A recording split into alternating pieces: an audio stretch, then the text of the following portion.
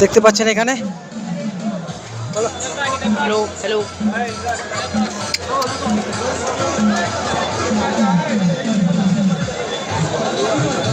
নমস্কার। নমস্কার নমস্কার। ভালো লাগছে। দেখতে পাচ্ছেন এই মুহূর্তে প্রচুর মানুষ এই মুহূর্তে রানীগঞ্জ শহর পরিক্রমা করছে এবং আপনাদের সামনে তুলে ধরছি। দেখতে পাচ্ছেন গৌতমের সাথে এতে